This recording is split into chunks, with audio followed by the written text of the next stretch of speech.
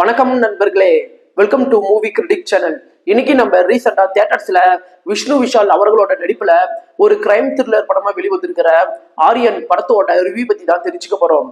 இப்ப படத்தோட கதை என்ன அப்படிங்கறத மேலோட்டமா தெரிஞ்சுக்கலாம். படத்துல செல்வராகவன் ஒரு புத்தக எழுத்தாளரா இருக்கிறாரு. அவர் எழுதிய புத்தகங்கள் மக்கள் மத்தியில பெருசா பிரபலம் ஆகாதனால அந்த மன விருத்தியில அவர் என்ன பண்றாருன்னா, ஒரு டிவி ஷோ நிகழ்ச்சிக்கு வந்து துப்பாக்கி மூலமா தன்னைத்தானே சுட்டுக்கிட்டு இறந்து போறாரு. அவரு இறக்கறதுக்கு முன்னாடி அடுத்து வரக்கூடிய 5 நாள்ல 5 பேர் தன்னால இறப்பாங்க அப்படின்னு சொல்லிக்கிட்டு இறக்குறாரு. போலீஸா இருக்கிற விஷ்ணு விஷால் இந்த கேஸ கையில எடுக்கிறாரு. இதுக்கப்புறம் மக்கள் உயிரை காப்பாத்த அவரு என்னென்ன முயற்சிகள் பண்றாரு, கடைசியா இந்த படம் என்ன கருத்து சொல்ல வருது அப்படின்னு சொல்றதுதான் படத்தோட மீதி கதையே. படத்துல ஹீரோவா நடிச்ச விஷ்ணு விஷால நீங்க பாராட்டியாகணும். படம் ஆரம்பிக்கும் போது அவர் எந்த மாதிரியான ஒரு எனர்ஜி லெவலை வெளிப்படுத்தினாரோ அதே அளவுக்கான எனர்ஜி லெவலை படத்தோட இறுதி வரைக்குமே அவர் மெயின்டைன் பண்ண விதம் நல்லாவே இருக்குது.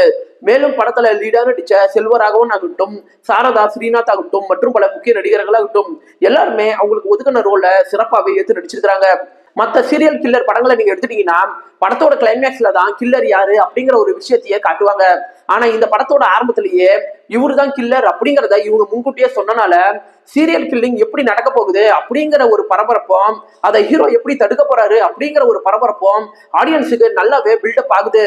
திரைக்கதையை பத்தி சொல்லணும்னா ஆடியன்ஸுக்கு பல இடங்கள்ல என்கேஜிங் அப்படிங்கிற ஒரு விஷயத்த நல்லாவே கொடுக்கக்கூடிய விதத்துல திரைக்கதையை டைரக்டர் நல்லாவே ஹேண்டில் பண்ணிருக்கிறாரு. படத்தோட கிளைமேக்ஸ்ல ஹீரோ மக்களுக்கு கருத்து சொல்ற சில விஷயங்கள் வரும். அது இந்த படத்துல ஹைலைட் அப்படின்னு சொல்லலாம். படத்துக்கு ஜிப்ரான் தான் மியூசிக் பிளே பண்ணிருக்கிறாரு. அவருடைய மியூசிக் பல த்ரில்லிங் காட்சிகளுக்கு நல்லாவே கை கொடுத்துருக்குது.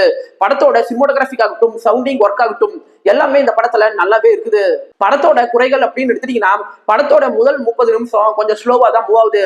இதுக்கு முன்னாடி விஷ்ணு விஷால் போலீஸா நடிச்சு வெளிவந்த ராட்சசன் படத்தோட திரைக்கதையோட இந்த படத்தோட திரைக்கதையை நீங்க கம்பேரிசன் பண்ணி பார்க்கும்போது இந்த படத்தோட ஸ்கிரீன் பிளே கொஞ்சம் டவுனா இருக்கிறத உங்களால ஃபீல் பண்ண முடியும். படத்துல ஹீரோ விஷ்ணு விஷாலுக்கும் அவருடைய மனைவிக்கும் இடையே நடக்கிற காட்சிகள் படத்தோட வேகத்தை குறைக்கத்தான் செய்யுது.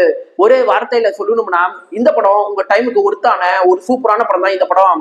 படத்துல வைலன்ஸான காட்சிகள் இருக்குது. ஸோ ஃபேமிலியோட பாக்கிறதுக்கு முன்னாடி யோசிச்சுக்கோங்க. இந்த வீடியோ உங்களுக்கு பிடிச்சிருந்துச்சுன்னா லைக் பண்ணுங்க, சப்ஸ்கிரைப் பண்ணுங்க, ஷேர் பண்ணுங்க, மறக்காம பெல் பட்டன் நமக்கு மறந்துடாதீங்க. நாம வேற ஒரு வீடியோல சந்திக்கலாம். அது வரைக்கும் நன்றி, வணக்கம்.